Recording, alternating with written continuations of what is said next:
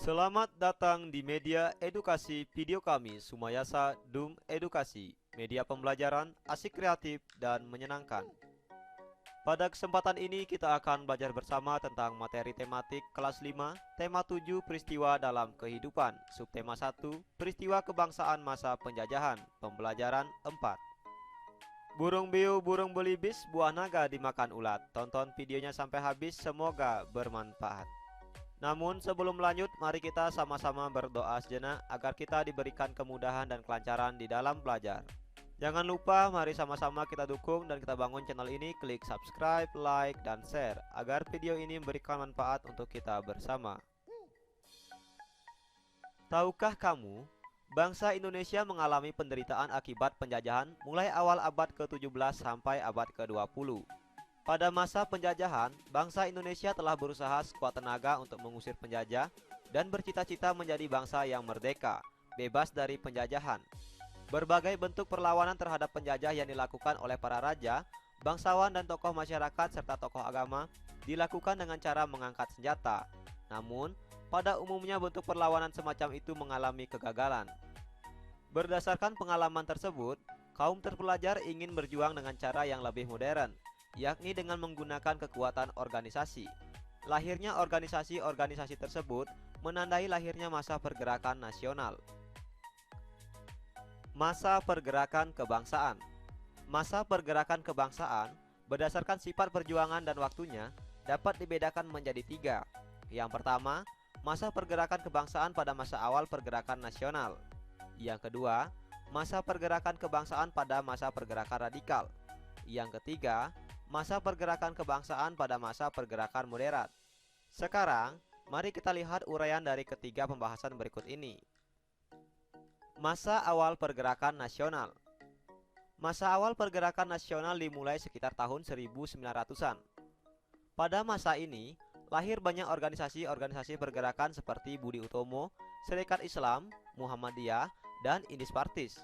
Salah satu organisasi yang besar pengaruhnya terhadap pergerakan nasional adalah Budi Utomo. Pada hari Minggu, tanggal 20 Mei 1908, Sutomo beserta kawan-kawannya berkumpul di Jakarta. Mereka sepakat mendirikan Budi Utomo, yang berarti usaha mulia. Karena sebagai organisasi modern yang pertama kali muncul di Indonesia, pemerintah Republik Indonesia menetapkan tanggal berdirinya Budi Utomo diperingati sebagai Hari Kebangkitan Nasional. Selanjutnya, masa awal radikal. Pergerakan kebangsaan masa awal radikal dimulai pada tahun 1920 hingga tahun 1927-an. Perjuangan bangsa Indonesia melawan penjajah pada abad ke-20 disebut sebagai masa radikal karena pergerakan-pergerakan nasional pada masa ini bersifat radikal atau keras terhadap pemerintah Hindia Belanda.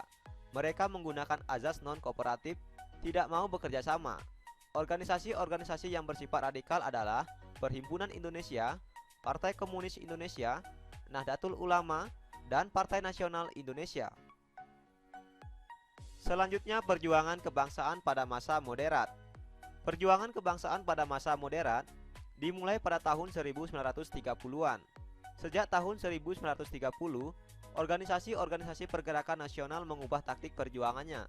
Mereka menggunakan taktik kooperatif, yaitu taktik yang bersedia untuk bekerja sama dengan pemerintah Hindia Belanda. Organisasi-organisasi yang berhaluan moderat antara lain Partindo, PNI Baru, Partai Indonesia Raya, Gerakan Rakyat Indonesia, dan Gabungan Politik Indonesia. Selain organisasi-organisasi di atas, masih banyak organisasi kepemudaan dan keagamaan lainnya yang ada dan berkembang pada masa itu, antara lain Pergerakan Tarbiyah Islamiyah, Majelis Islam Ala Indonesia, Jong Islamit Bond, Sumatera Tawalib yang lahir di Minangkabau, Persatuan Pemuda Kristen, dan Persatuan Pemuda Katolik. Ayo berdiskusi. Setelah kita membaca teks mengenai pergerakan kebangsaan, sekarang marilah kita berdiskusi dengan menjawab beberapa pertanyaan berikut ini. Yang pertama, mengapa berbagai bentuk perlawanan terhadap Belanda sering mengalami kegagalan? Jawabannya, karena perlawanan yang dilakukan sebelum tahun 1908, perlawanan terhadap Belanda menggunakan senjata tradisional dan masih berdasarkan suku bangsa atau daerah, dan perjuangan berdasarkan pemimpinnya.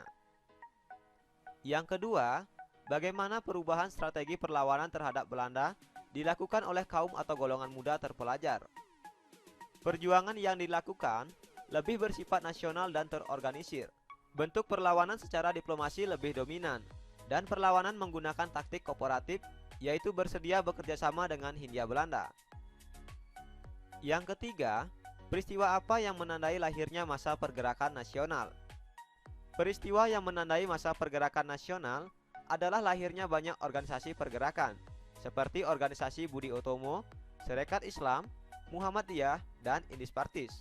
Salah satu organisasi yang besar pengaruhnya terhadap pergerakan nasional adalah berdirinya Budi Utomo pada tanggal 20 Mei 1908. Yang keempat, jelaskan pembagian masa pergerakan nasional.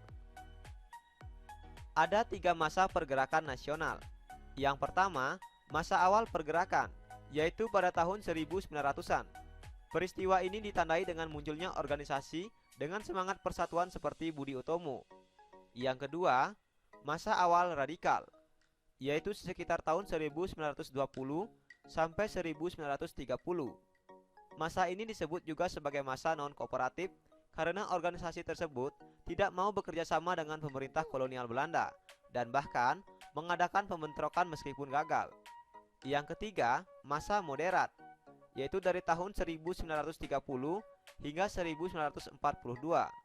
Masa ini disebut juga dengan masa kooperatif karena organisasi pergerakan nasional mulai bersikap lunak dan bekerja sama dengan pemerintah Belanda.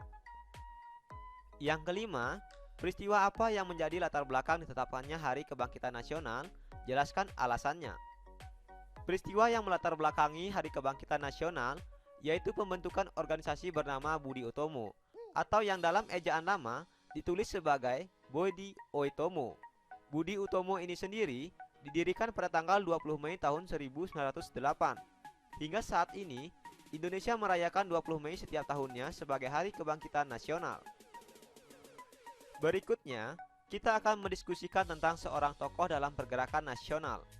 Nah, siapakah tokoh berikut? Tokoh ini adalah Dr. Sutomo. Dari manakah Dr. Sutomo berasal? Dr. Sutomo berasal dari Ngajuk, Jawa Timur. Kemudian, apa saja bentuk perjuangan yang dilakukan oleh Dr. Sutomo? Nah, bentuk perjuangan yang dilakukan yaitu perjuangan melalui organisasi modern dan menjadi pelopor berdirinya Budi Utomo. Selanjutnya, apa dampak perjuangannya terhadap pergerakan nasional? Dampak dari perjuangan organisasi Budi Utomo yaitu hari lahirnya Budi Utomo diperingati sebagai Hari Kebangkitan Nasional. Munculnya rasa kebangsaan Indonesia berasal dari keinginan kuat rakyat Indonesia untuk merdeka dan berdaulat. Sejak abad ke-19, mulai muncul benih-benih rasa kebangsaan atau nasionalisme bagi bangsa-bangsa di Asia dan Afrika, khususnya di Indonesia. Munculnya benih-benih kebangsaan ini dipengaruhi oleh beberapa faktor. Yang pertama yaitu faktor internal. Faktor internal yaitu faktor yang berasal dari dalam bangsa itu sendiri. Adapun faktor internal, munculnya rasa kebangsaan di Indonesia yaitu yang pertama, kenangan kejayaan masa lalu. Yang kedua, perilaku Belanda yang menyengsarakan rakyat. Yang ketiga, munculnya kaum terpelajar. Yang keempat, munculnya kelompok terpelajar Islam. Dan yang kelima, munculnya semangat persamaan derajat. Selanjutnya, faktor eksternal, yaitu faktor yang berada di luar bangsa itu sendiri. Berikut ini adalah beberapa faktor eksternal yang memunculkan benih-benih kebangsaan bagi bangsa Indonesia. Yang pertama, perkembangan nasionalisme di berbagai negara. Yang kedua, munculnya politik etis dari Belanda. Yang ketiga, hasil Perang Dunia I yang menggugah para terpelajar untuk menentukan nasibnya sendiri. Yang keempat, adanya beda ideologi untuk melawan para penjajah. Dan yang kelima, kemenangan Jepang atas Rusia. Jika kita lihat dari faktor internal dan faktor eksternal, faktor internal yaitu faktor yang berasal dari dalam bangsa itu sendiri. Pada faktor internal, di Indonesia sendiri telah muncul banyak kaum terpelajar, sehingga mereka mulai berpikir bahwa penjajahan yang dilakukan tidak sesuai dengan peri kemanusiaan. Dan mereka mulai menyadari bahwa mereka sama-sama dijajah dan memiliki nasib yang sama. Sehingga muncullah rasa persatuan untuk mengusir penjajah. Sedangkan faktor eksternal yaitu faktor yang berasal dari luar. Nah, di sini kita melihat bahwa bangsa Indonesia itu tergugah hatinya karena melihat perjuangan-perjuangan dari negara luar yang berhasil untuk merdeka, sehingga bangsa Indonesia pun ingin seperti negara-negara tersebut. Perkembangan masyarakat Indonesia pada masa munculnya rasa kebangsaan terjadi di berbagai bidang kehidupan, diantaranya sebagai berikut. Yang pertama, di bidang pendidikan. Perkembangan pendidikan menyebabkan munculnya para cendekiawan, baik hasil dari pendidikan barat maupun pendidikan di Indonesia. Para cendekiawan ini menjadi pelopor dan pemimpin munculnya organisasi-organisasi terpelajar dan mahasiswa untuk melawan penjajah, seperti Dr. Sutomo dan organisasi Budi Utomo. Yang kedua, di bidang ekonomi. Ada upaya untuk penghapusan eksploitasi ekonomi asing. Tujuannya untuk membentuk masyarakat yang bebas dari kesengsaraan dan kemelaratan serta meningkatkan taraf hidup bangsa Indonesia. Yang ketiga, di bidang politik. Banyak munculnya organisasi-organisasi pergerakan yang menyuarakan aspirasi masyarakat pribumi yang telah hidup dalam penindasan penjajah. Mereka ingin menghancurkan kekuasaan kolonial di Indonesia. Mulai muncul paham-paham baru seperti nasionalisme, liberalisme, sosialisme, demokrasi, dan Pancasilaisme. Semangat nasionalisme pada masa ini digunakan sebagai paham atau ideologi bagi organisasi pergerakan. Salah satunya Partai Nasional Indonesia yang diketuai oleh Insinyur Soekarno. Yang keempat, di bidang sosial dan budaya. Melakukan pembentukan identitas nasional seperti penggunaan nama Indonesia untuk menyebut negara kita. Hal ini diawali oleh James Richardson Logan pada tahun 1850 dan istilah Indonesia makin populer sejak Sumpah Pemuda pada tanggal 28 Oktober 1928. Ada upaya untuk melindungi, memperbaiki dan mengembalikan budaya bangsa Indonesia yang telah hampir punah karena masuknya budaya asing sejalan dengan masuknya penjajahan di Indonesia.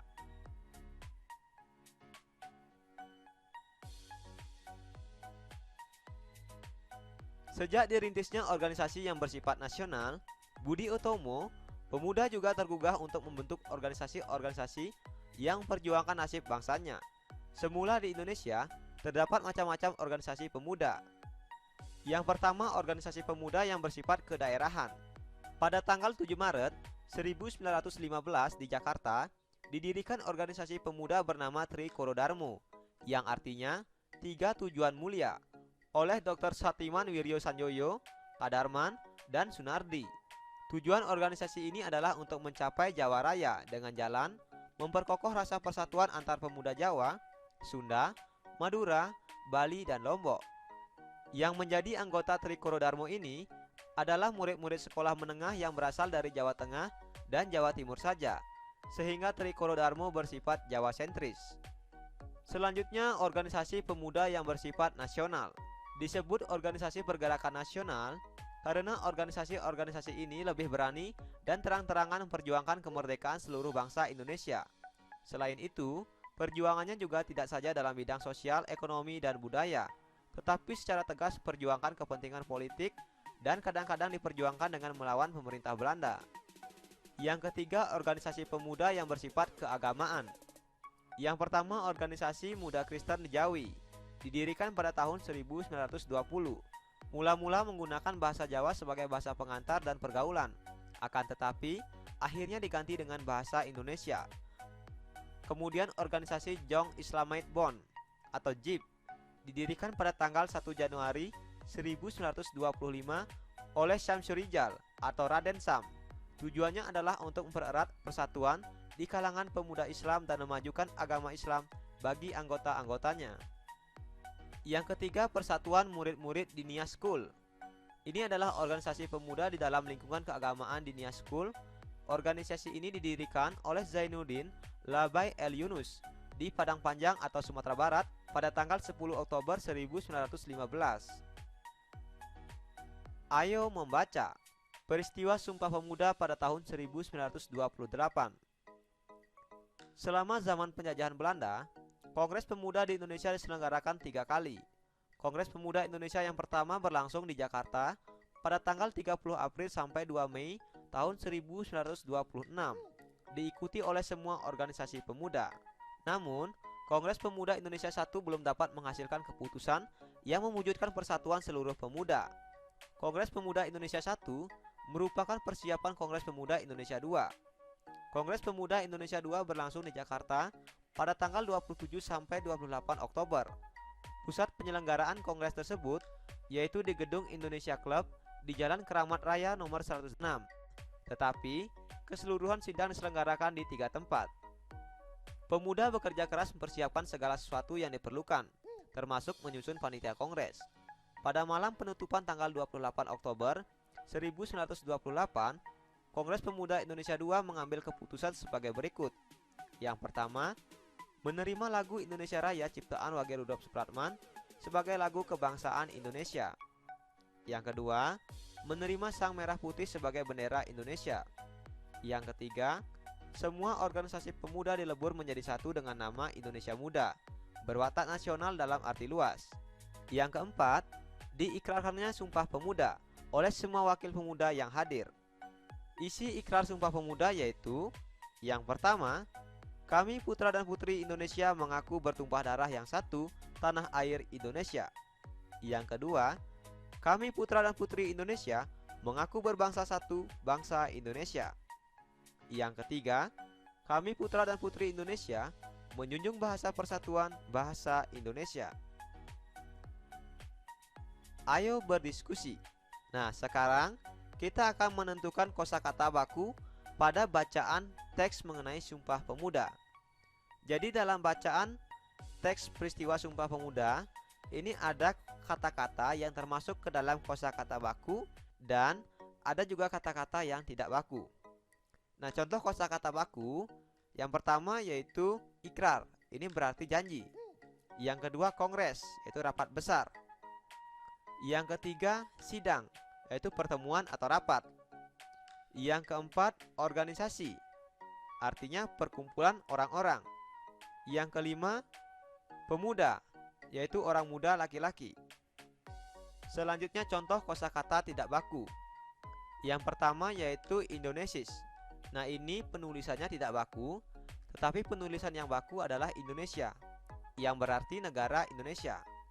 Kemudian kosakata tidak baku yang berikutnya adalah klub. Di sini penulisannya menggunakan huruf C, klub.